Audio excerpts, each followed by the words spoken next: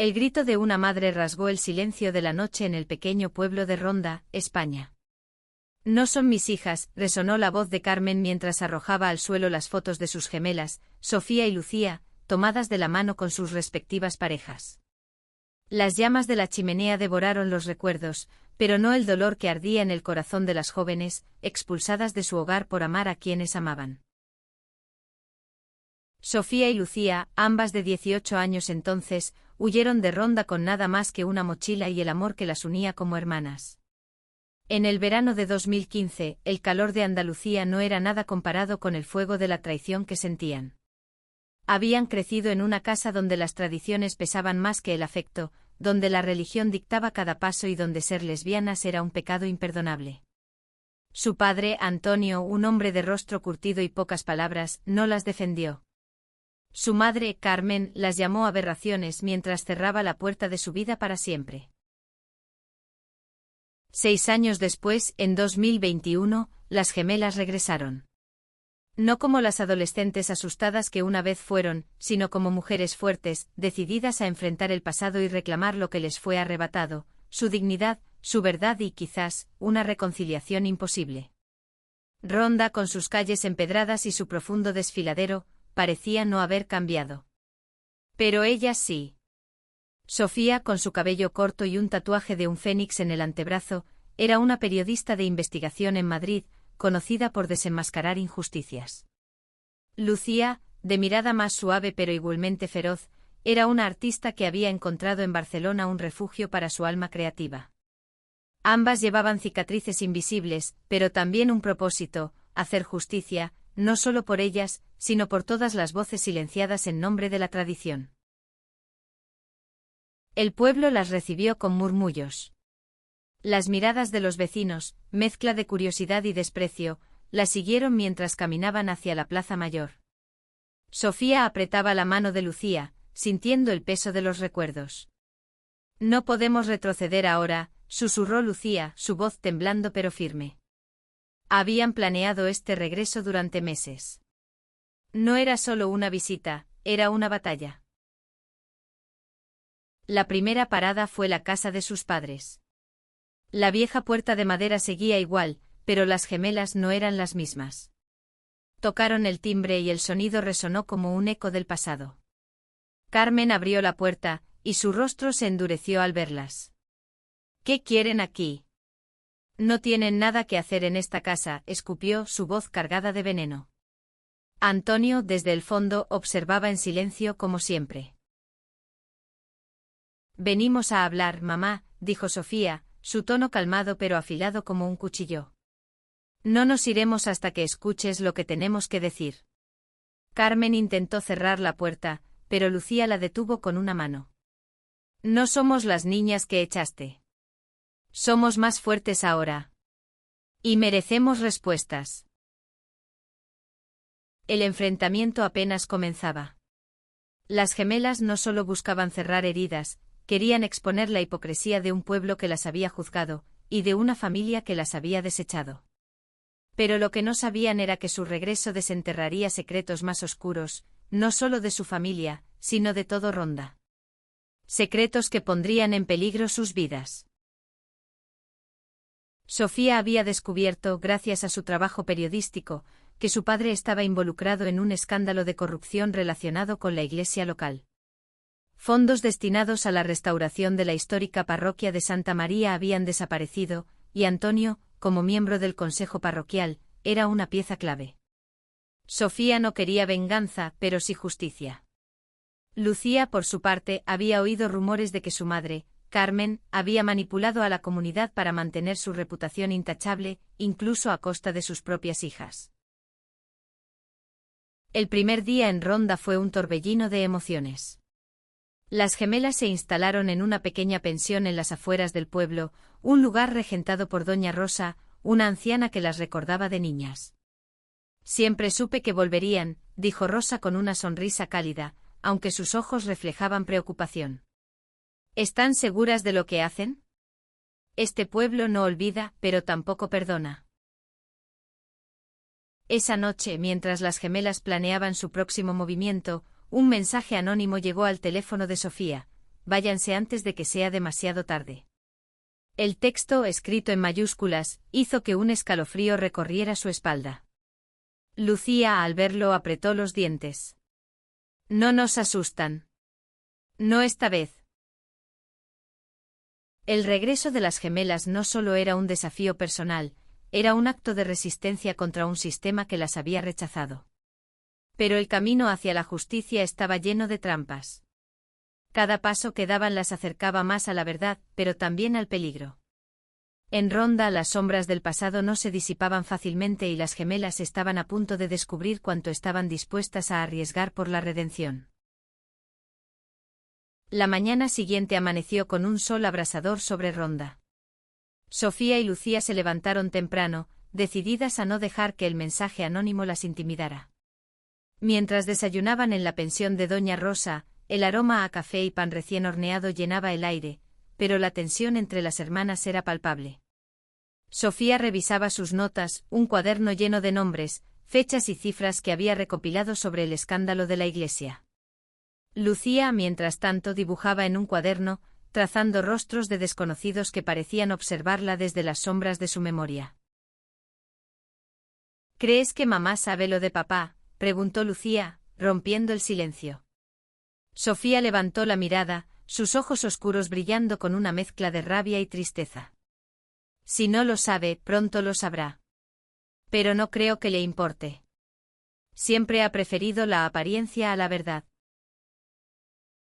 El plan era claro. Sofía confrontaría a su padre con las pruebas de su investigación, mientras Lucía intentaría hablar con Carmen, apelando a lo poco que pudiera quedar de su vínculo madre-hija.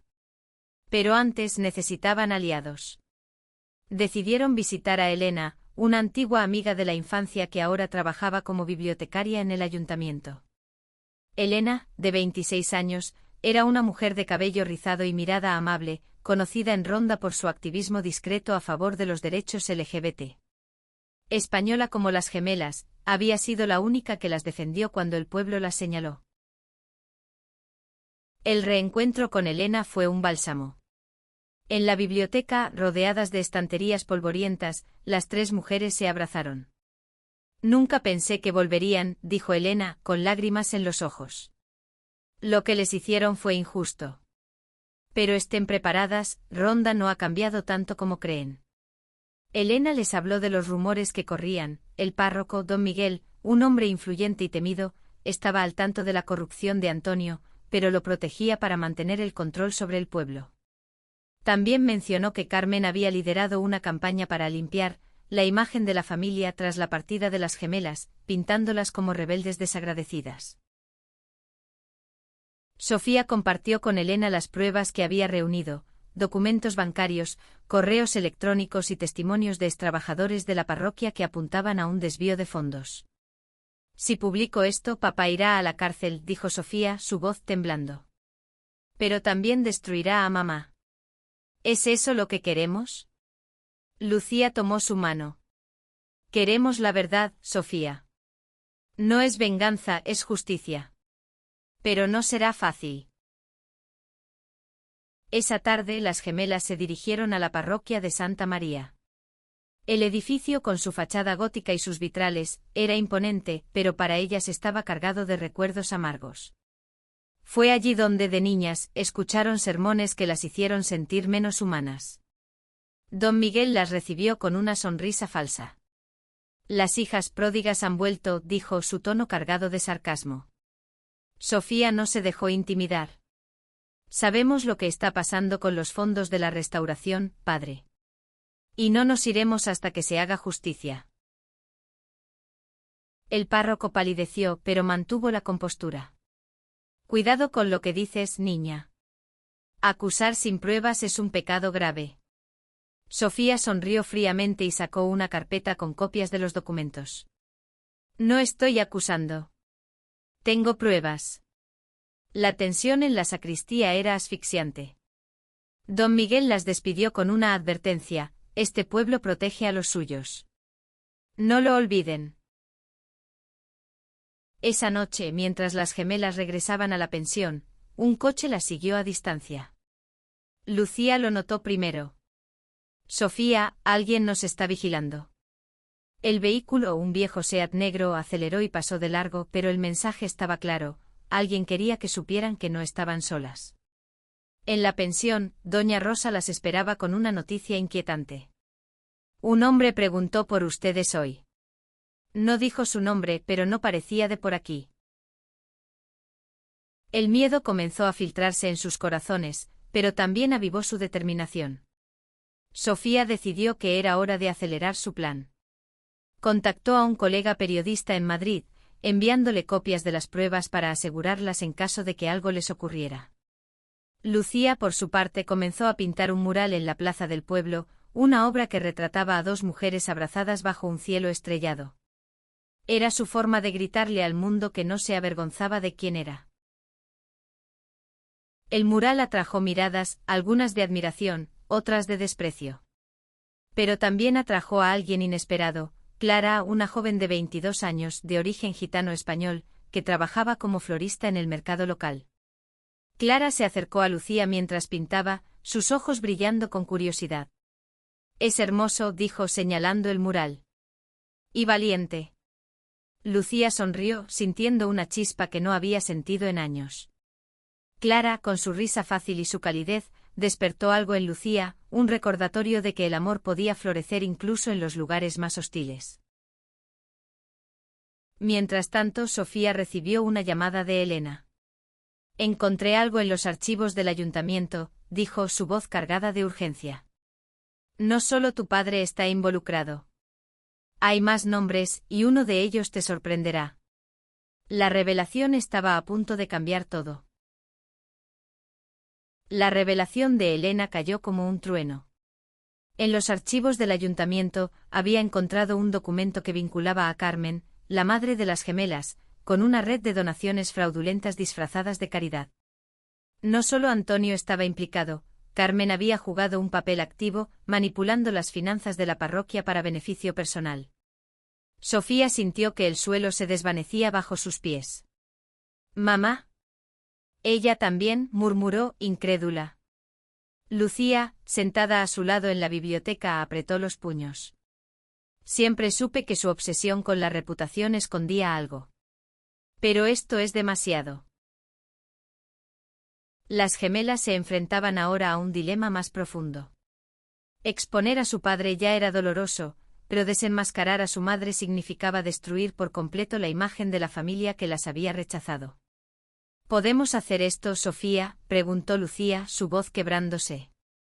«Es nuestra madre». Sofía respiró hondo. «No es solo por nosotras.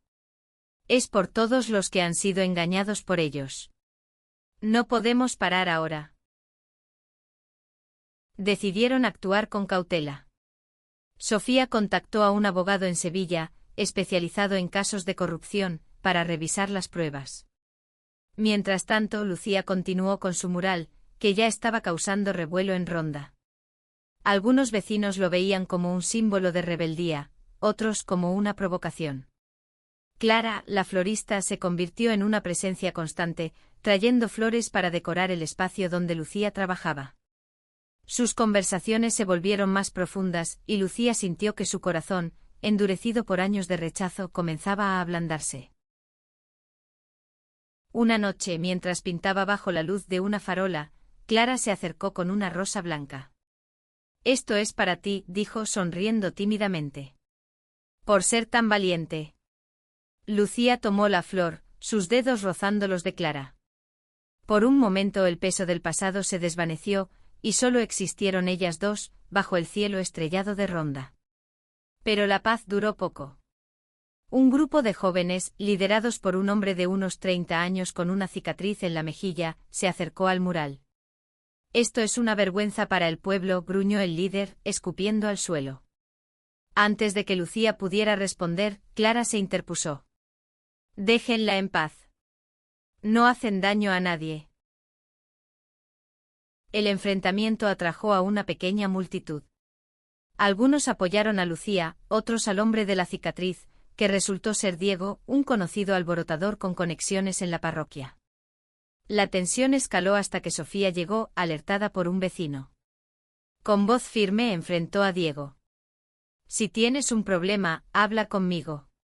Pero no toques el mural de mi hermana. Diego rió pero se retiró, no sin antes lanzar una advertencia: esto no termina aquí. El incidente dejó a las gemelas más decididas que nunca. Sofía intensificó su investigación, descubriendo que Diego era el sobrino de don Miguel y que actuaba como su enforzador en el pueblo. Mientras tanto, Lucía y Clara pasaron más tiempo juntas, compartiendo historias de sus vidas. Clara confesó que también había enfrentado rechazo por su orientación sexual, pero su familia gitana, aunque tradicional, la había aceptado con el tiempo. No todos en Ronda son como tus padres, dijo Clara, tomando la mano de Lucía. Ese gesto simple pero cargado de significado, hizo que Lucía sintiera un calor que había olvidado. Sin embargo, el peligro crecía. Una noche, mientras las gemelas dormían en la pensión, alguien rompió una ventana y dejó una nota: abandonen Ronda o pagarán las consecuencias. Doña Rosa, al encontrar el vidrio roto, insistió en que llamaran a la policía, pero Sofía se negó.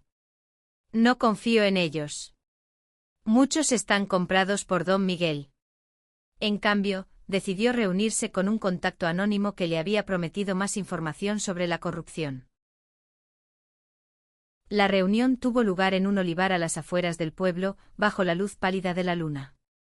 El contacto, un hombre mayor con el rostro cubierto por una capucha, entregó a Sofía un sobre con documentos que detallaban transferencias bancarias a cuentas en el extranjero. No solo es la Iglesia, susurró. Hay políticos locales involucrados. Ten cuidado, niña. Antes de que Sofía pudiera preguntar más, el hombre desapareció entre los árboles. De vuelta en la pensión, las gemelas revisaron los documentos. Los nombres de varios concejales del ayuntamiento aparecían, junto con el de don Miguel y, sorprendentemente, el de Carmen. La red de corrupción era más grande de lo que imaginaban, y las gemelas estaban en el centro de una tormenta que amenazaba con engullirlas. Mientras tanto, la conexión entre Lucía y Clara crecía, pero también traía complicaciones. Clara confesó que Diego, el hombre del enfrentamiento, era su primo, y que él sospechaba de su relación con Lucía. No le tengo miedo, dijo Clara, pero sus ojos revelaban preocupación. Lucía por primera vez sintió que no solo luchaba por ella y su hermana, sino por alguien más, alguien que comenzaba a ser importante. El descubrimiento de la red de corrupción cambió todo. Sofía y Lucía se dieron cuenta de que no solo enfrentaban a su familia, sino a un sistema arraigado en el poder y la hipocresía. Los documentos del olivar revelaban que don Miguel y Carmen habían desviado millones de euros, utilizando la restauración de la parroquia como fachada. Pero lo más impactante fue encontrar el nombre de un concejal influyente, Javier Ruiz, un hombre conocido por su discurso conservador y su oposición a los derechos LGBT. Sofía lo reconoció de inmediato. Javier había sido amigo de su padre y uno de los primeros en señalarlas cuando fueron expulsadas. Esto es más grande que nosotras, dijo Sofía, hojeando los papeles bajo la luz tenue de la pensión. Lucía asintió, pero su mente estaba dividida. Su relación con Clara se había intensificado, y aunque la llenaba de esperanza, también la hacía temer por su seguridad. Diego, el primo de Clara, se había vuelto más agresivo, vigilando el mural y lanzando comentarios despectivos en el mercado. Lucía sabía que proteger a Clara significaba enfrentarse a él, y quizás a toda su familia. Decidieron dividir sus esfuerzos. Sofía se enfocaría en reunir más pruebas y contactar a su abogado en Sevilla para preparar una denuncia formal. Lucía, mientras tanto, continuaría con el mural, usándolo como un símbolo de resistencia y una forma de ganar apoyo en el pueblo. Elena, la bibliotecaria, se ofreció a ayudar conectándolas con un grupo de activistas locales que apoyaban la causa LGBT y estaban dispuestos a respaldarlas. Una tarde, mientras Lucía pintaba, un grupo de jóvenes se acercó al mural, esta vez con intenciones más amigables. Entre ellos estaba Marta, una chica de 19 años, española, que confesó ser bisexual y admirar el coraje de las gemelas. Lo que están haciendo importa, dijo Marta, ofreciéndose a ayudar con el mural. La solidaridad de Marta y otros jóvenes dio a Lucía un nuevo impulso. Por primera vez sintió que no estaban solas. Sin embargo, la calma no duró. Esa noche Sofía recibió una llamada de su contacto en Madrid. Publicaron un artículo anónimo sobre ti en un periódico local, dijo su voz tensa. Te acusan de difamación y de inventar pruebas para vengarte de tu familia. Sofía revisó el artículo en línea. Era una pieza cruel, llena de mentiras que pintaban a las gemelas como oportunistas desquiciadas. El nombre de Carmen aparecía como víctima de sus hijas rebeldes. Sofía sintió una furia que apenas pudo contener. Esto es obra de don Miguel, dijo a Lucía. Está tratando de desacreditarme antes de que publiquemos las pruebas. El golpe fue duro, pero las gemelas no se rindieron. Sofía decidió contraatacar escribiendo un artículo propio, detallando las pruebas de la corrupción y enviándolo a un periódico nacional.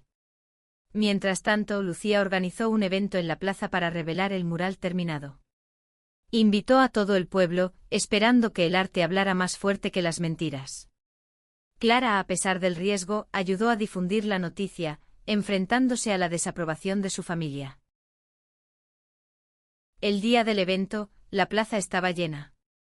El mural, una obra maestra de colores vibrantes, mostraba a dos mujeres abrazadas, rodeadas de flores y un cielo estrellado que simbolizaba esperanza. Lucía tomó el micrófono, su voz temblando pero clara.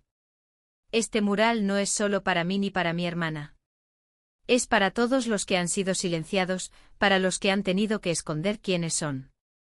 La multitud, al principio silenciosa, comenzó a aplaudir. Clara, desde la primera fila, lloraba de orgullo. Pero la alegría se vio interrumpida. Diego y un grupo de hombres irrumpieron en la plaza, gritando insultos.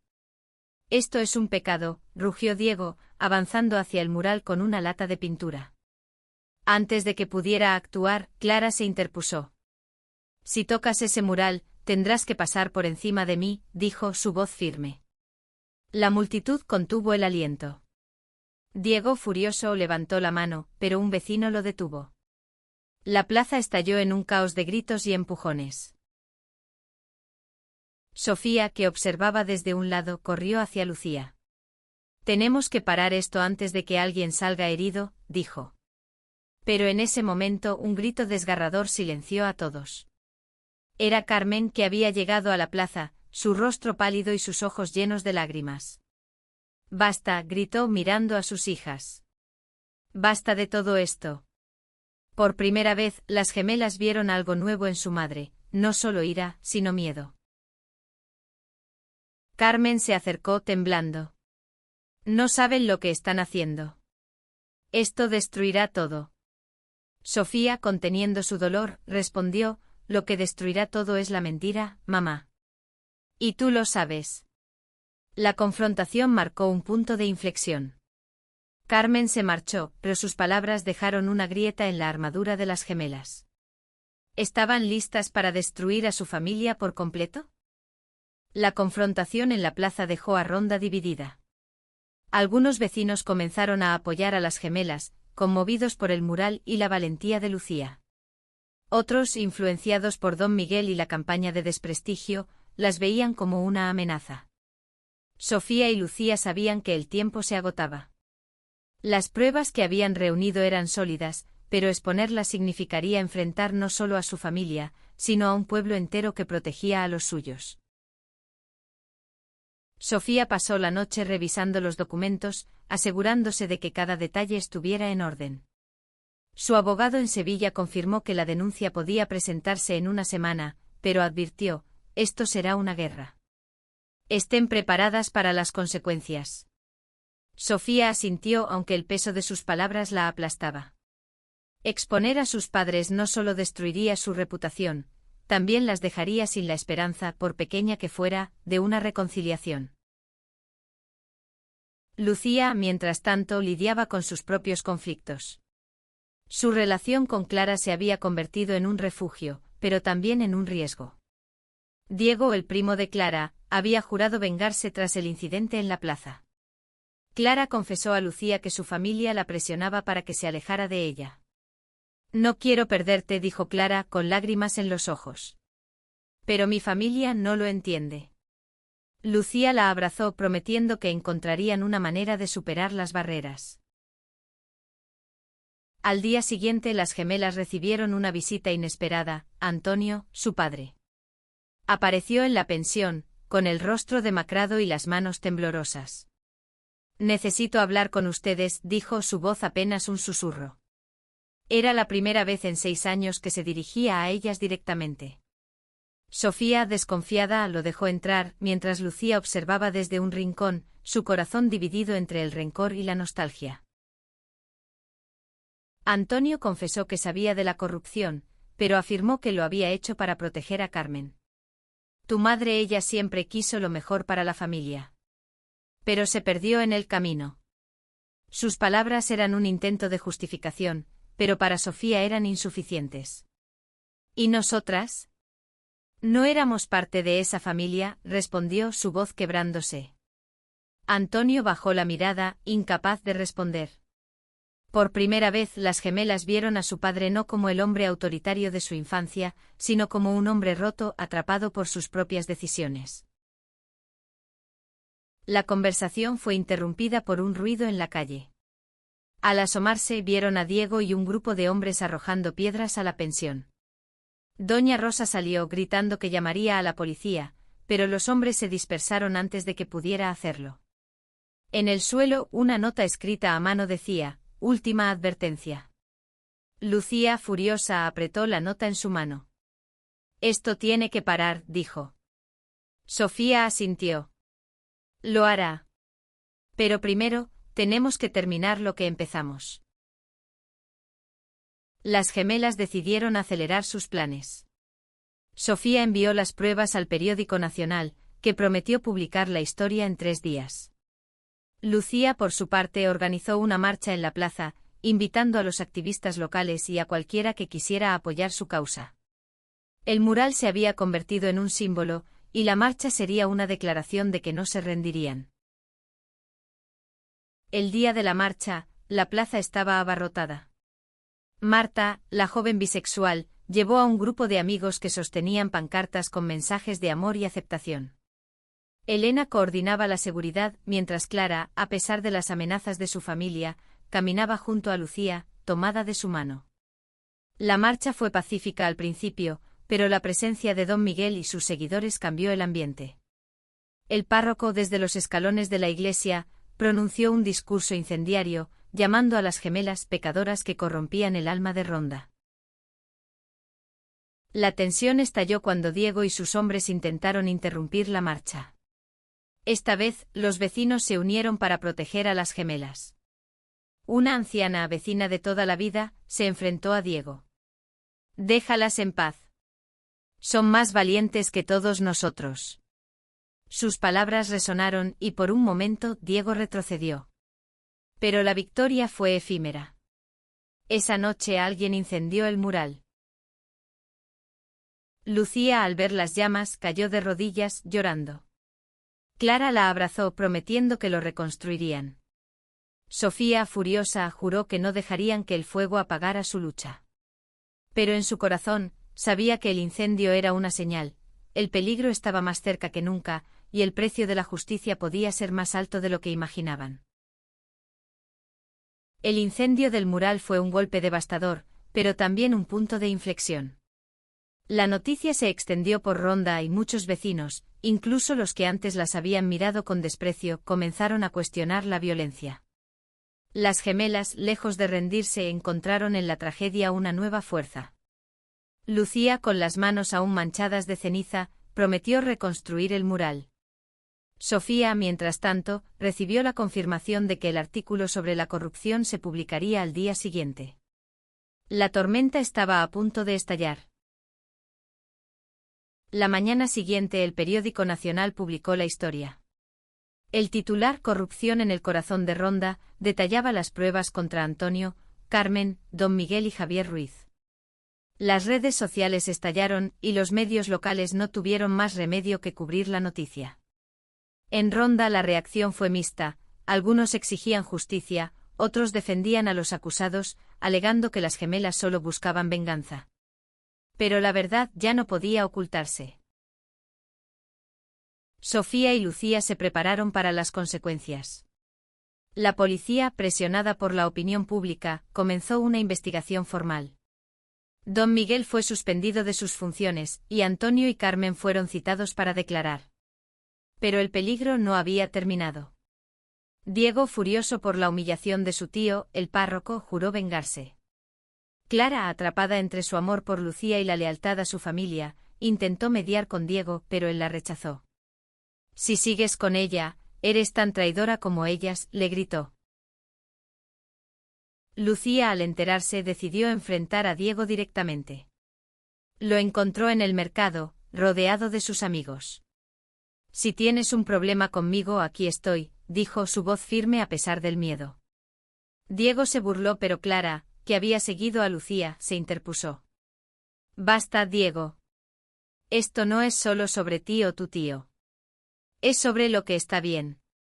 Por primera vez Diego pareció dudar, pero la tensión seguía en el aire. Esa noche las gemelas recibieron una llamada de Elena. «Javier Ruiz está tratando de huir». Lo vieron en la estación de tren. Sofía y Lucía corrieron al lugar, acompañadas por un pequeño grupo de activistas.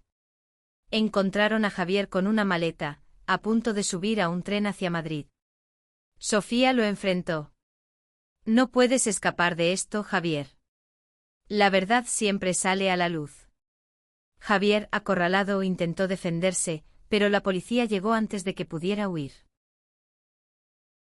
La detención de Javier fue un triunfo, pero también un recordatorio de lo mucho que aún quedaba por hacer. Carmen, al enterarse, buscó a las gemelas en la pensión. Fue la primera vez que mostró un atisbo de arrepentimiento. «No quería que llegara a esto», dijo con los ojos llenos de lágrimas. «Solo quería proteger nuestra familia». Sofía, agotada pero firme, respondió: «Nosotras también éramos tu familia, mamá. Pero nos echaste». Carmen no tuvo respuesta, y se marchó, dejando a las gemelas con un dolor que no podían ignorar. Mientras tanto, la relación entre Lucía y Clara se fortalecía, pero no sin obstáculos. Clara enfrentó a su familia, declarando su amor por Lucía. Algunos de sus parientes la apoyaron, pero otros, incluyendo a Diego, la rechazaron. La valentía de Clara inspiró a Lucía a seguir adelante con el mural. Con la ayuda de Marta y otros jóvenes, comenzaron a reconstruirlo, esta vez con un mensaje aún más claro: amor es amor. El nuevo mural atrajo a más personas al movimiento de las gemelas. Incluso doña Rosa, la dueña de la pensión, se unió, trayendo flores para decorar la plaza. Pero la paz era frágil. Una noche, mientras las gemelas dormían, alguien intentó entrar en la pensión. El ruido las despertó y Sofía, con una linterna en la mano, enfrentó al intruso, que huyó antes de ser identificado. La nota que dejó decía: «No podrán ganar». El miedo era real, pero también lo era su determinación. Sofía y Lucía sabían que estaban cerca de cambiar Ronda para siempre, pero también que el costo podía ser alto. La pregunta que las atormentaba era: ¿valía la pena arriesgarlo todo por la justicia, cuando el precio podía incluir su seguridad, su familia y su futuro?